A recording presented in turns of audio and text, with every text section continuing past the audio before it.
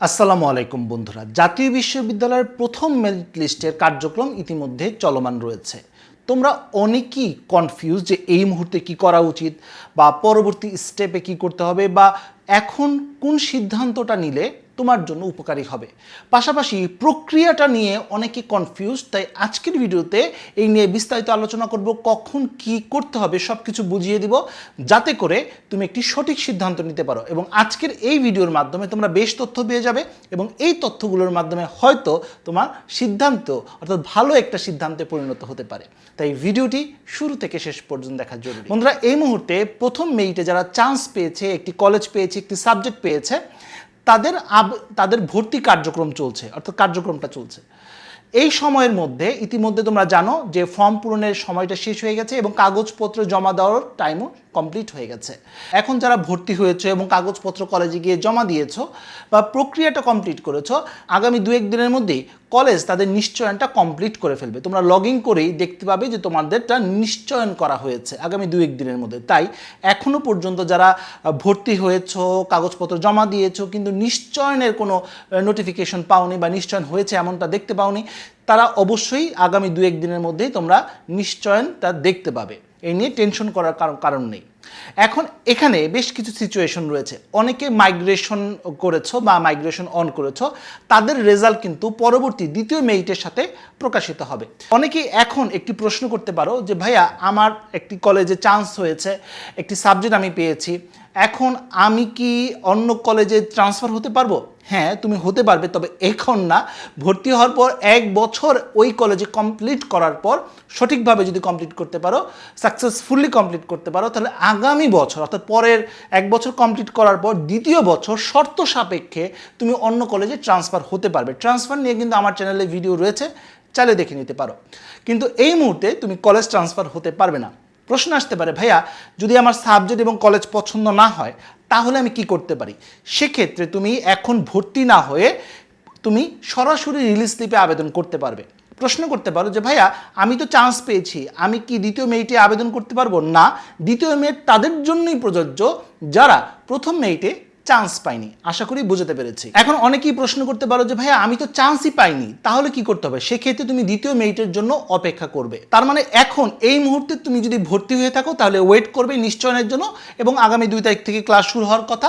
তুমি যে কলেজে তুমি ভর্তি হয়েছো সেই কলেজের নোটিশটা চেক করো যে কখন থেকে তোমাদের ক্লাস শুরু হতে যাচ্ছে। তবে জাতীয় বিশ্ববিদ্যালয়ের নিয়ম অনুযায়ী 2 জুন থেকে ক্লাস শুরু হওয়ার কথা রয়েছে। এই ছিল এই মুহূর্তে যারা চান্স পেয়েছে, কোনো কলেজে ভর্তি হয়েছে, তারা কি কাজ করবে না করবে। এখন হয়তোবা অনেকের মনে একটি প্রশ্ন আসতে পারে যে ভাইয়া, আমি তো ভর্তি হয়ে গেছি, আমি কি এই ভর্তিটি বাতিল করে অন্য কোনো জায়গায় আমি অ্যাপ্লাই করতে পারবো? তুমি যদি ভর্তি বাতিল করো সেক্ষেত্রে তুমি সরাসরি রিলিজ স্লিপে আবেদন করতে পারবে। এই সাবজেক্টটা কিন্তু তোমার আর রইল না, এই সাবজেক্টটা তোমার কিন্তু চলে গেল।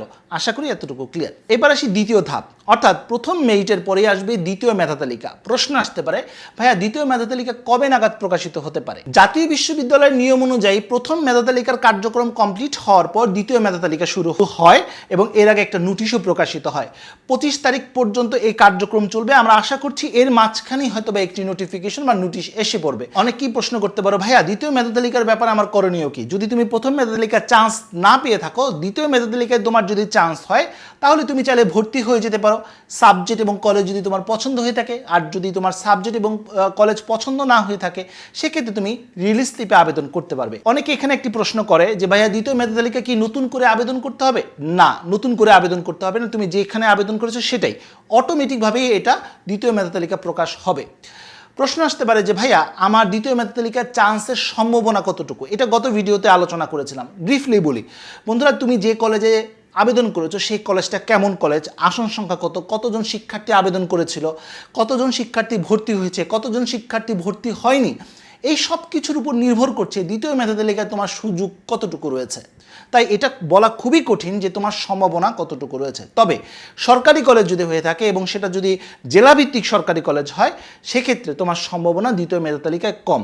তবে তোমার জিপিএ যদি ভালো হয়ে থাকে এবং তুমি যদি মোটামুটি মিড রেঞ্জের একটা কলেজ পড়েছিলে সেক্ষেত্রে কিন্তু তোমার একটা সম্ভাবনা হতে পারে। অনেকেই প্রশ্ন করেছিলে, ভাই আমি তো কোটার জন্য আবেদন করেছিলাম, কোটার মেধা তালিকা কবে প্রকাশিত হবে? দ্বিতীয় মেধা তালিকার পরেই কোটার মেধা তালিকা আসবে এবং কোটার সাথে দ্বিতীয় মেধা তালিকা যারা চান্স পেয়েছে, যারা মাইগ্রেশন করবে তাদের রেজাল্টটা কোটার সাথে আসবে।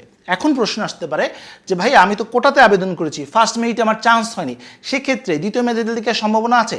তোমার প্রথম বা দ্বিতীয় মেধা তালিকার চান্স না হলেও কোটার মাধ্যমে হয়তো বা একটা সম্ভাবনা হতেও পারে। প্রশ্ন আসতে পারে ভাইয়া কোটার জন্য কি আলাদাভাবে আবেদন করতে হবে? না, কোটার জন্য আলাদাভাবে আবেদন করতে হবে না। প্রথম মেধা তালিকা গেল, দ্বিতীয় মেধা তালিকা গেল, কোটার পরেই আসবে প্রথম রিলিজ স্লিপ। যারা প্রথম মেধা তালিকা, দ্বিতীয় মেধা তালিকায় কোটায় চান্স পায়নি বা চান্স পেয়েও ভর্তি হয়নি বা ভর্তি হয়ে ভর্তিতে বাতিল করেছে, তারা রিলিজ স্লিপে আবেদন করতে পারবে। রিলিজ স্লিপে আলাদাভাবে আবার অনলাইনে আবেদন করতে হবে, এর জন্য কোনো ফি দিতে হবে না, তবে অনলাইনে তোমাকে আবেদন করতে হবে। 5টি কলেজ, বাংলাদেশের যে কোনো প্রান্তের যে কোনো 5টি কলেজ তোমরা চয়েস করতে পারবে, সরকারি বেসরকারি যে কোনো কলেজ। বাংলাদেশের যে কোনো প্রান্তে তুমি চাইলে ঢাকার মধ্যে একটা কলেজ, চট্টগ্রামের একটা কলেজ, রাজশাহীর একটা কলেজ তুমি চয়েস করতে পারবে, এতে কোনো সমস্যা নেই। যাই হোক বন্ধুরা, প্রথম রিলিজ স্লিপে কাগজপত্র কোথাও জমা দিতে হবে না, কোনো আবেদন ফিও নেই। প্রথম রিলিজ স্লিপে তোমার যদি চান্স হয় তাহলে তুমি কলেজ এবং সাবজেক্ট যদি পছন্দ হয় তাহলে তুমি ভর্তি হয়ে যেতে পারো, আর কলেজ সাবজেক্ট পছন্দ না হলে তুমি দ্বিতীয় রিলিজ স্লিপেও আবেদন করতে পারবে। দ্বিতীয় রিলিজ স্লিপে তুমি আবারও 5টি কলেজ চয়েস করতে পারবে, বাংলাদেশের যে কোনো প্রান্তের যে কোনো কলেজ। কোনো কাগজপত্র জমা দিতে হবে না, কোথাও কোনো ফিও দিতে হবে না, বিনামূল্যে একটি আবেদন করতে পারবে। তবে বন্ধুরা তোমাদেরকে জানিয়ে রাখি, প্রথম মেধা তালিকায় যে পরিমাণ আসন থাকে, দ্বিতীয় মেধা তালিকায় আসন সংখ্যা কিছুটা কমে আসে। প্রথম রিলিজ স্লিপে যে পরিমাণ আসন সংখ্যা থাকে, দ্বিতীয় রিলিজ স্লিপে আসন সংখ্যা অনেক কমে আসে, কারণ ম্যাক্সিমাম শিক্ষার্থী কিন্তু ভর্তি হয়ে যায়। তাই তুমি যদি যে কোনো লেভেলে ভালো একটি সাবজেক্ট পেয়েছো, ভালো একটি কলেজ পেয়েছো, মোটামুটি একটি কলেজ হলেও চলবে, ভালো একটি সাবজেক্ট পেয়ে গেছো, তাহলে ভর্তি হওয়ার পরামর্শ দিচ্ছি। ভর্তি হওয়ার পর তারপর তুমি সিদ্ধান্ত নাও যে তখন তুমি কি করতে চাও, কিন্তু ভর্তি হয়ে থাকাটা খুব জরুরি, যাতে ইয়ার লসটা তোমার না হয়। সর্বশেষ অনেকে একটি প্রশ্ন করতে পারো যে ভাইয়া কোন কলেজে কি পরিমাণ আসন রয়েছে আমি দেখব কিভাবে?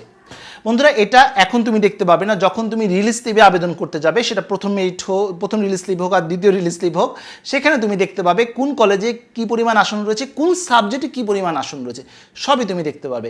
রিলিজ স্লিপ নিয়ে ইনশাল্লাহ আগামীতে আরও ডিটেলস ভিডিও থাকবে, সব ধরনের টেকনিক তোমাদের সাথে আলোচনা করব। টেকনিকগুলো যদি অ্যাপ্লাই করো, ইনশাল্লাহ তুমি কোনো না কোনো সাবজেক্টে ইনশাল্লাহ চান্স পেয়ে যাবে। তো বন্ধুরা, এই ছিল আজকের মতো ভিডিও। পরবর্তী আপডেট এবং সঠিক তথ্যের জন্য চ্যানেলটি সাবস্ক্রাইব করে রাখার অনুরোধ করছি। তো বন্ধুরা, আজ এ পর্যন্ত সবাই ভালো থাকো, সুস্থ থাকো, দেখা হবে আগামী কোনো ভিডিওতে। সেই পর্যন্ত আল্লাহ হাফেজ।